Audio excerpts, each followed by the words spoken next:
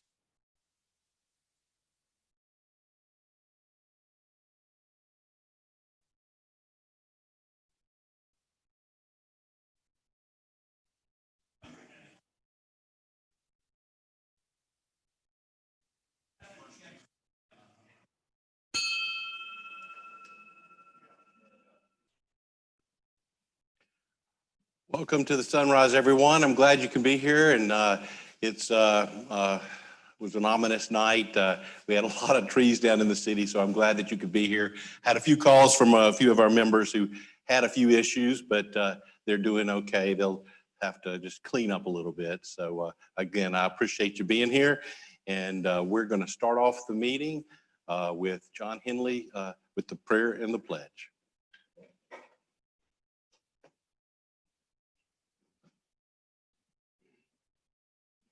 Join me as we pray. Dear Heavenly Father, thank you for allowing us to be here today and allow this Rotary Club to continue to serve our community. Please be with everyone that is cleaning up from the storm last night and be with their families as they continue on that path today. Please be with those who are going to be in the path of the storm that remains today. Lord, please be with all of our first responders and our military throughout the world, wherever they may be, protecting and serving our country. Of all things we ask in your name, amen. Please join me in the pledge. I pledge allegiance to the flag of the United States of America and to the republic for which it stands, one nation, under God, indivisible, with liberty and justice for all. Thank you, John. We have an old hat from Vestavia Hills Lore, Jim St. John, with us today, and former fire chief, and he's going to be our speaker in his new role in EMA, Jefferson County Emergency Management Agency. And so, Jim, thank you for being here. We'll introduce you and invite you up in just a moment. Welcome those that are attending remotely. Can you hear us good? Bob? Sound great. And Ed, thank you. Glad that you could come even on this tough day and be a part of us. So thank you very much. We're going to start off with our Feed the Pig. I'm employing a lavalier, I think that's what they call it, mic, so that I can walk around the room and we can hear what you say when it comes to your happy dollars, hopeful dollars, etc. So I'm going to turn the camera for the entire room, and we'll start right here with Steve. This is for St. John being here, cut his hair and trimmed his beard. He doesn't look like a homeless person anymore. Very good. Jim is very, very proper today. Prayers for those affected by the storm. Very good. Thank you. Happy to be here this morning. Thank you, Jason. One for those affected by the storm and one for the upcoming election. Very good, very good. Thankful the election is about to be over and maybe we'll have a COVID solution very soon. Absolutely, absolutely. Okay, did I miss anybody? Thank you for your generosity. Appreciate it. Before I hit the member spotlight for the week, which I am so little things make me happy. And when I do a member spotlight and they're actually here, That really makes me happy. So we're going to do the member spotlight in just one moment, but I'm going to ask Lori, because she has, sorry for catching you in the middle of a bite of food. Lori has something to bring to us as well.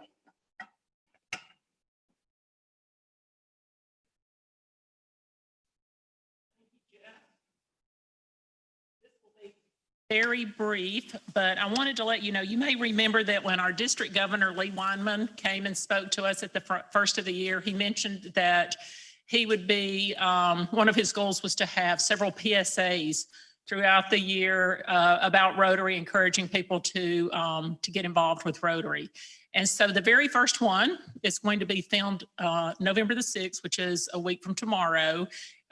We are, thank you, Jeff, are going to be able to use McCallum Park to film it. And it's actually, you'll remember Tommy Goggins from our visioning session, and he has a story about his son who was severely asthmatic as a child and used critical care transport, the helicopter, to get him to Children's. So it's going to tie Tommy, who is a Rotarian in the Anniston Noon Club, his son's story, and critical care transport all together in 30 seconds. But I'm here today because the students at Tuscaloosa, the communication students, are actually doing all the work behind this. And so it's been a privilege for them to be able to be involved with Rotary and for us to be involved with them. They've done a great job. They need some extras on that Friday at McCallum Park. Unfortunately, I don't have any details beyond the fact that it will be November the 6th. I can get those out. They're looking for a diverse group of about 5 or 6 extra people that can be on the set for the filming. So I just wanted to announce that to those remotely and so forth. If you have some time on your calendar next Friday, I'll get more details out, but would love to have you come and participate. Thank you. Lori. We need to get our good word out of all the good things we do. So the member spotlight today is is Mr. Andy Tunnell. So we have been talking a lot about members who play football, members who are in the news media, but this gentleman, Andy Tunnell, one of our long-standing members of the club, this is a picture of him playing soccer. And Andy was a special soccer player all the way from a young age where, you know, I don't think he's changed much since the days of when he started playing soccer. But what was most amazing is when I identified an article in the newspaper that talks about Dalton's, that's the high school, I believe, tunnel to tour Europe. And if you can't read the article from your seats, but believe me, Andy, I read the article. And you started out by saying you thought soccer was some fancy kickball game as a junior high schooler and didn't know what you were getting into. But then this article talks about Mr. Tunnell over here being picked for the 1987 World Tour, and you made your way through Europe playing soccer. Is that correct? Yeah, Northern Europe. I mean, incredible. You know, we have all these hidden stories of our members who do such wonderful things. Andy, you're just the latest. Do you want to come up here so you can tell the remote people a little bit about your soccer life? Can you take just 2 minutes? Because we are very interested. We are. Yeah, and I actually come from a football family, and my family are big football players and big football coaches. So I was the resident communist in the family that played soccer. As my older brother used to tell me, you know, the origins for soccer, you know, it was invented by European women to give them something to do, you know, while their husbands made them dinner. So that's the support that I got from my family. So when I played soccer, it was really just something I loved to do. And did well in high school, and I got invited to play on a team of select players from Georgia and South Carolina. And we played the Netherlands and in Scandinavia, and got to go over to play in Russia. So we went and played in Russia back when it was still communist. And so that was very interesting, and got to come back through Checkpoint Charlie back in the day. So it was a great experience, Thanks for sharing that with us. And the source of all this was your wife.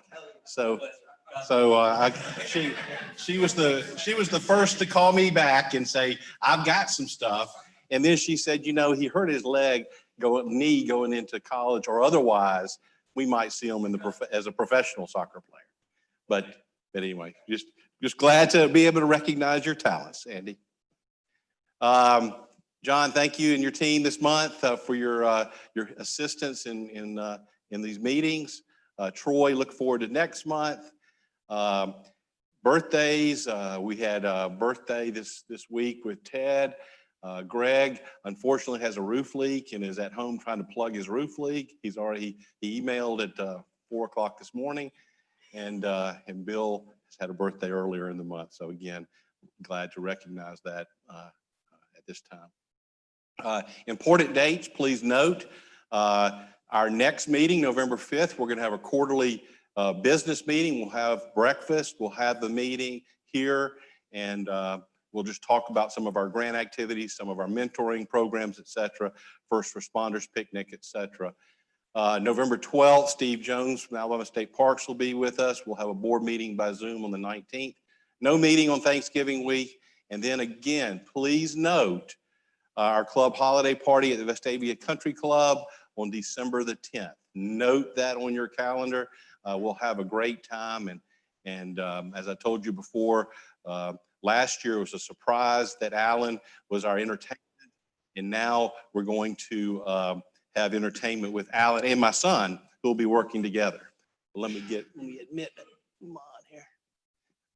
So again, look forward to that particular date. Well, I think I just learned how this thing doesn't work.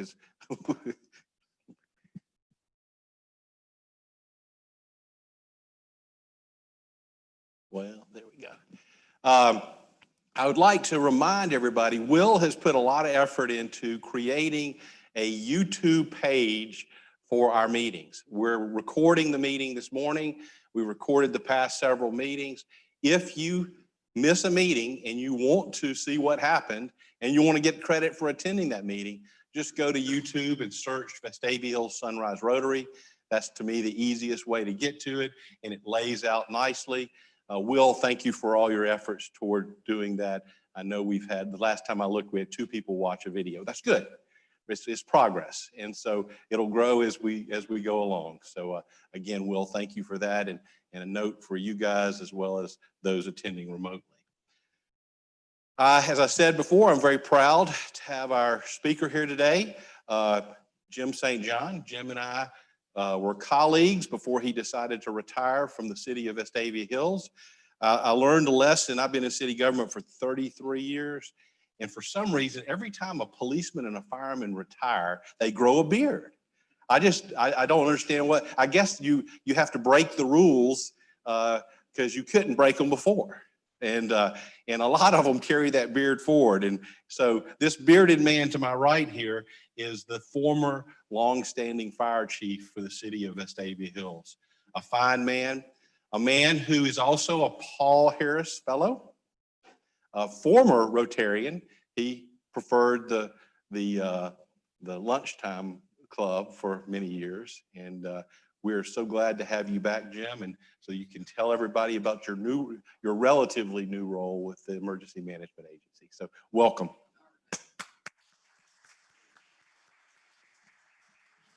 Thank you, Jeff. You know how I like to talk. How long do I have? Will you be bringing lunch? You have 2 minutes, Jim. Two minutes. All right. That's good for 2025. All right. It's great to be back home with you. And this is truly home to me. I started the first grade in Vestavia Hills. So, and eventually finished it in Vestavia Hills also. But it's good to be back with you. It's good to be back here. I had a dream career here in the city of Vestavia Hills. It was my professional home for 3 decades. And I had great experiences and met great people. And it's just a wonderful place to be. But I left.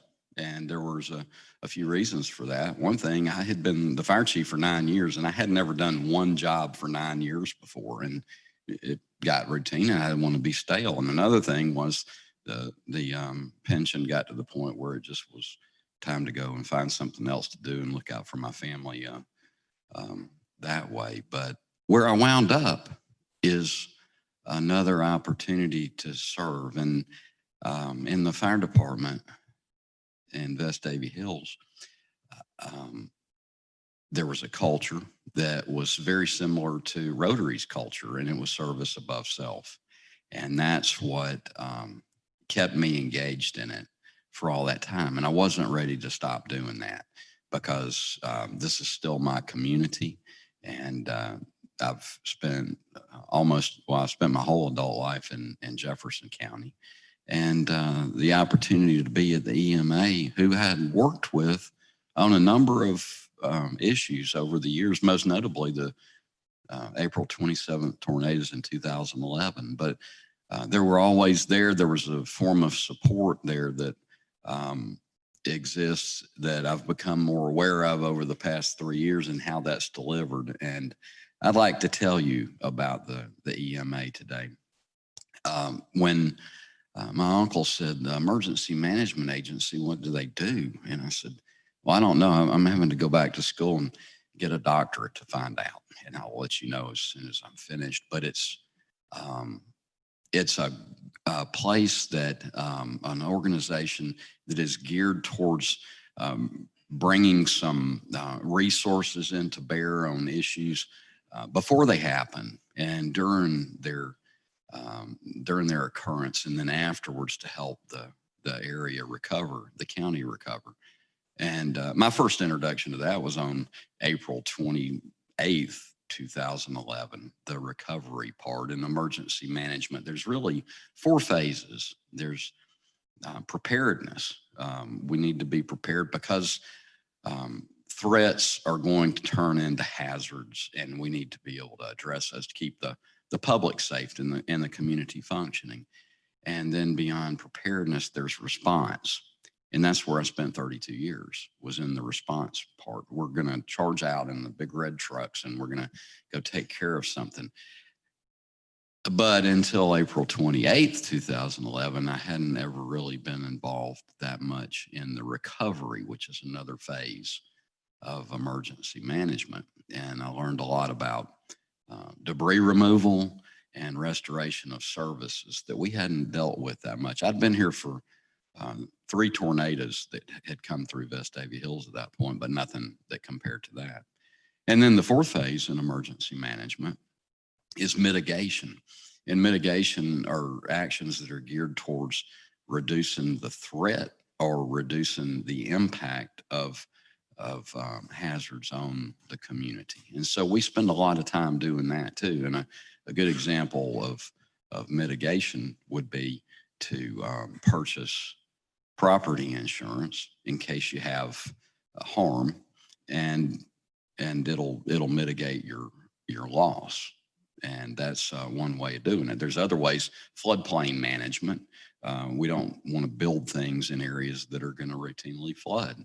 And that's always been a problem here in West Davie, down around the bottom end of the city. So we that's the framework that we operate under at the Emergency Management Agency. But then what we do is the more exciting part of that. And I'd known Jim Coker, who's the emergency management director, for a number of years. We had worked together on a lot of things.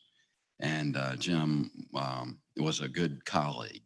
And I went down and talked to him about working for him. And he said, the thing that I can offer you is variety. And like I said, I just finished doing the same job for 9 years, and variety sounded good. And my first week there, I worked with some fire departments on getting some resources that they needed. But then I also went to a community food bank and learned how to get food into the hands of people that needed it when they needed it, and how those things worked. And I talked with Red Cross about sheltering, and I met with police departments about mass notifications. And so that was all in the first week, and the variety was there, and the variety is there. And that's why it makes it hard to describe what the EMA really does, because there's so many different things. One of our biggest opportunities to serve in the community is by resourcing first responders. We are the pathway a lot of the times for grant funding for them to be able to get the things that they need. And that might be a piece of equipment, but it also might be training. We host a lot of training for emergency responders, but it doesn't stop at emergency responders. They're our most frequent partners in what we do, but they're not by a long shot all that we do. As I said, we work with volunteer organizations such as the Red Cross and that sort of thing. But the EMA is also the executive arm of the local emergency planning committee. And the LEPC comes about because in 1985, 86, in Bhopal, India, thousands of people were killed by hydrogen cyanide gas and in a Union Carbide facility. And Congress realized that potential, that risk existed in the United States also, and passed some legislation that caused a community to be able to understand what the hazards were in their community. And it also put the onus on state governments to establish groups that looked into those sorts of things. And almost uniformly across the United States, what happened was SARA Title III is what the legislation was called, caused state emergency response commissions to go out to the counties and form local emergency planning committees, which is what we have here in Jefferson County. It's the normal pattern across the United States. So we are the host for the LEPC, and the LEPC is made up of people across all disciplines that might be affected, but also of citizens.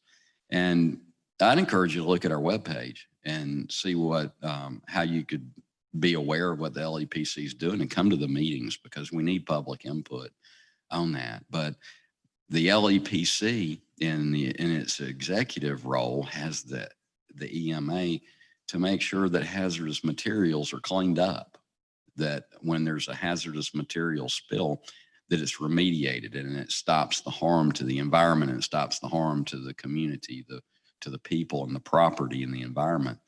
And so we go on a lot of hazardous material spills. And that's why one of our biggest partners is the fire department. So I got to keep seeing the same people that I've been seeing for 32 years on the scenes, but in a different role. And so we make sure when we go to those calls that they have the resources that they need to accomplish their mission, and that the environment is protected as much as possible out after an event. And we had one of those in February of 2019 that I'll tell you about, because it kind of sews a lot of those things together. Jim and I were going to meet with a group in Gunnersville, and we got a call just as we were crossing into the Marshall County line that there was a chlorine release at the Birmingham Waterworks Shades Mountain filtration plant. Well, the backyards of Vestavians border that facility. I was very familiar with it, and I knew that the waterworks had quit using chlorine gas there many years before because of the potential of a leak. And chlorine is an insidious chemical. It's very harmful. People don't typically walk into a chlorine release, but if it overcomes them, it can be deadly. It was used as a warfare agent in World War I in trench warfare. So we turned around and I got on the longest emergency response of my life. And we got to the Shades Mountain filtration plant and pretty quickly. I don't think that we got there as quickly as if Jim had been driving, because former police officers just drive faster than former firefighters do. But when we got there was about 4 fire departments and I think 3 law enforcement agencies on the scene, and they had 55 patients. I'd been in emergency services in Jefferson County by then, and also in the U.S. Army for 37 years at that point. And I'd never been to a full-scale exercise that involved 55 patients from the scene through discharge from the hospital. We never exercised for anything that big. I don't know that you would find anyone who did a truly comprehensive full-scale exercise that involved people's hands on the simulated patients from the time that they were injured in the field until they were discharged. And we did it that day. And it went very smoothly. But one of the things that we realized we needed to be able to do to help in an event like that, where there was 4 fire departments and 3 law enforcement agencies and a public utility, and that was to help to host an incident command post. We will operate under an incident command system that allows us to function, and it works a lot like a military operation, which is very effective for emergency response in the field. Not as effective if you're dealing with the VOADs, because they don't understand that structure. That's not what they're accustomed to. And so we have to be able to relate to them also. But we were on the scene, and the incident commander was the fire chief that was responsible for that area. And then there's 3 other heads of the fire resources that were there. And they had a little bit of trouble telling exactly where that person was. Well, about that same time, Steve came up to me, and I was getting ready to put out a mass notification to tell people, stay in your house. And I'll tell you about that system in a moment. But I was in the front of a Ford Explorer, and I had maps all over my lap, and I had a tablet in my lap. And Steve said, you need better space to work. And then he got it for us. So thank you. We took delivery and put in service a van that we designed that has a workspace inside. It has tri-band radios, so any emergency responder in Jefferson County can talk to any other emergency responder in Jefferson County. It casts about 1,000-foot Wi-Fi bubble so that people can operate on their smart devices on the scene. And it gives the commander some air-conditioned space out of the rain. And one of the things is just it's kind of a quirky thing. You see red lights and you think fire department, you see blue lights and you think police. But when people are working under an incident command system, they expect to see a green flag or a green light. So we've got some little green lights on the side of this, and we can turn it on if the incident commander chooses to use this vehicle, but it's made available to them. And the commission, and especially Steve, were instrumental in putting that on the road. And it's going to be a great asset to the county and to the Jefferson County EMA for a long time after I'm gone, because I'll retire from that at some point and go fishing. But we provide that kind of support and those kind of resources to the responders. But we also reach out to the public and a lot. And you heard some of that last night. Excuse me. It's a great day to be here talking with you about what the EMA does, because we're still doing EMA business now in the office that started yesterday morning. It never stopped last night because of the storm. And it's a good example of what we do. We host the Emergency Operations Center for the county, where responders get together and can coordinate resources and make sure those that need them get them, and they get them in a prioritized fashion. And we were accustomed to having 50 people in the room together with big monitors on the wall and a lot of chatter and that sort of thing. But just like this Rotary meeting, we've gotten accustomed to doing things distance too. And we use a lot of Zoom and a lot of GoToMeetings. And but we had probably 20 people in the room last night to help get the resources where they needed to be. But the part that you would have heard would have been the weather warnings. And if you got those over your phone, that's because the county has a system in partnership with Birmingham Emergency Communications District called Everbridge. And you can find that on our website. If you do search for Jefferson County, Alabama EMA, there's a big red button in the middle, sign up for Everbridge alerts. Let me tell you what what those alerts do. Also, be sure to put Alabama in your search because there's 41 Jefferson counties in the United States. So you've got to distinguish, or you may wind up getting alerts from Missouri. So anyway, the alert system is just a means of sending messages out to a lot of people at one time. And we've got a few 100,000 contacts in our Everbridge system that we can send emergency messaging to, including those weather alerts that you got. Some weather alerts you'll get without signing up for the system. If you're in an area that's under a tornado warning or a flood warning, you're going to get those alerts. Those come out. They're broadcast a little bit different way. It's using the same types of technology. But we can reach out to you also. And we use that system for our partners, all the municipalities in the county, to be able to communicate with their employees. And we also use it for us to be able to communicate with the public.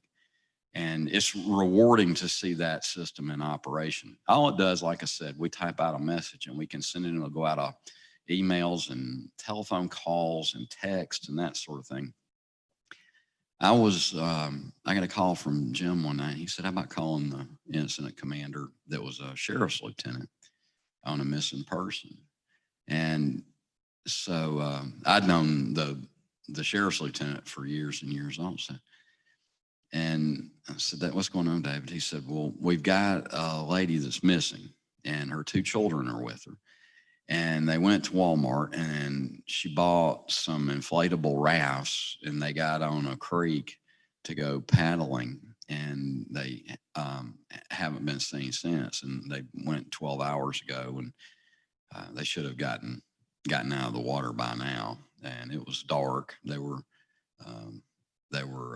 out way past when they should have. Well, we had the same thing happen here in Vestavia Hills about every spring over on the Cahaba River. And I was kind of accustomed to that, knowing that we very good chance we're going to find the person healthy just on the shore somewhere. The sun went down and they stopped paddling.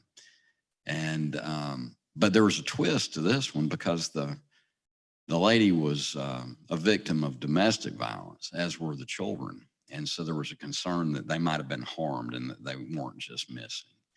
Although we did have a good idea that they were just out rafting and on the bank somewhere.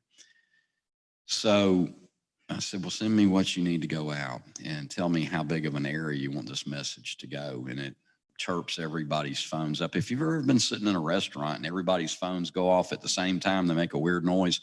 It's either an Amber Alert or a flood warning or a tornado warning. It's the same sort of an alert. And so he said, well, we need to stretch it from here to here because they might have gotten into this smaller community in North Jefferson County and be in a hotel hiding or something like that. And we want her to know how to get some help. And so we put this alert out, and it went out, and it was up the I-22 corridor. And there was a guy that was working on a billboard, and he said, he got this alert that said, be on the lookout. And it had her name in it. She was an endangered person. So we usually don't put names in those kinds of alerts, but that was important to them to be able to, for people to know who we were looking for in case they'd seen her. So the guy is on the billboard, and he got on his smart device or his phone this message, and it says, if you see this lady, call the Jefferson County Sheriff's Office. Well, he got down off the billboard. He was done with the work, and he started driving down I-22, and there's a lady and 2 small children walking on the shoulder. And he pulled over and said, the sheriff's department's looking for you. Can I take you? And she said, sure. Her and the kids were hungry. They were just lost. There wasn't any harm. No one had tried to harm them. They just gotten out on the creek, and it wasn't moving as fast as she thought that it would. And they didn't get to their takeout point, and they saw a road and it was I-22. So this guy that had just been on a billboard got her in the truck, and they took him down to David with the sheriff's department. He called me and said, we found them. Can you put out a stop on the notification or send out a message that they've been located? And I said, yeah, I'll do that. how are they? He said, "No, fine, just hungry." They hadn't eaten in 12 hours. So those kinds of alerts, though, are very infrequent. I've been down there for about 3.5 years since I left here. And I think we've sent 6 or 7 of them. I think I've sent 5 of them. And most of the time, unfortunately, have to do with active shooters. But in this case, it was just, it was such a good feeling to have been able to help those people find safety and dinner. And so that's just one more illustration of what we do and how the things don't really, there's not one thing. And so it's a good place to be, to go and take a skill set that I've developed here in Vestavia Hills and help countywide with people to be able to get the things that they need, especially after disasters. And how are we doing on time, Jeff? You have about 5 minutes for questions or Well, I better stop talking then, because you know me, I'll be chattering away. And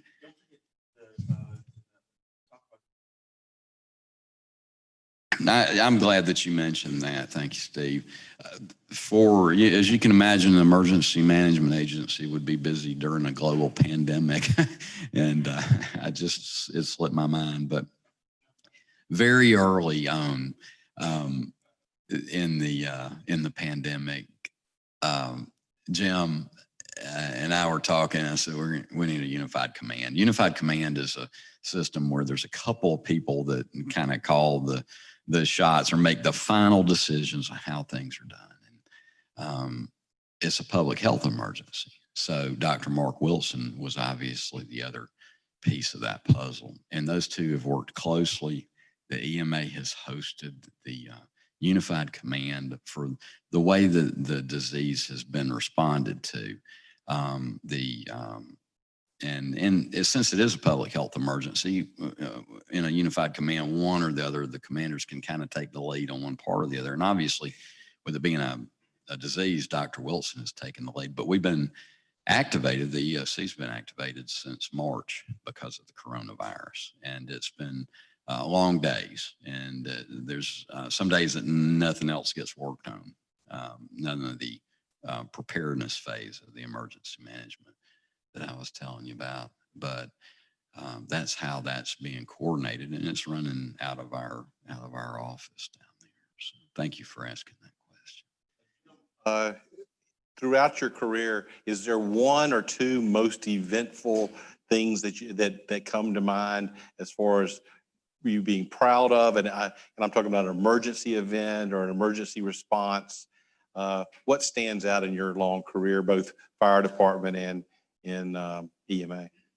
I think the one that most touched me was in April 2000. There was a tornado that went along Shades Crest Road, and it affected that area up along, especially Chestnut Road. I used to love to drive up Chestnut Road, and because of all the big oak trees. And after 2000, they were mostly gone. But that was profound because it hit my church home and damaged the roof and caused us to not be able to meet for a long time. And that one was kind of imprinted. But then April 27th was, there was a tornado on the ground in every county in Alabama that day. We had a death here in Vestavia Hills from the tornado. It was actually from the cleanup afterwards, but it was related to that storm. The man might still be alive had it not been for that. So that changed the way that we did a lot of things, and we drew a lot of lessons from that. So there was a tragedy in it, but there was also the opportunity to improve on what we did. And I think it probably was, along with September 11th, changed the way that I viewed my job more than anything else. We have 1 or 2 minutes for any time for any further questions. Anybody have a question for Jim? Okay. Well, if not, I want to thank you for joining us, Jim. We have a little gift for you. This is in the day and age of COVID. We have a cooling towel that doubles also as a mask. Well, I've gotten accustomed to that like everybody else. And so thank there you you go. very much. Yes, sir. It's good to be with you. Thanks for your time and listening to what we do, and for having me back home. So, thank you.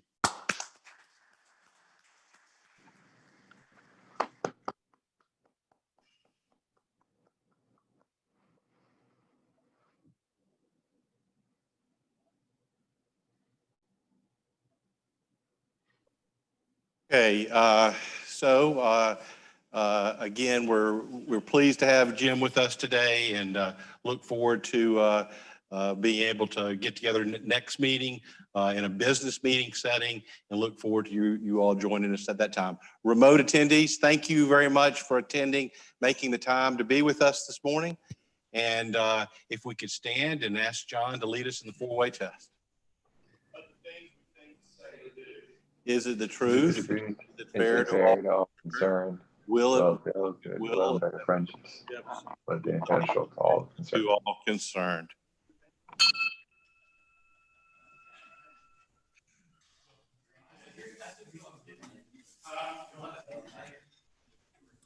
Yeah.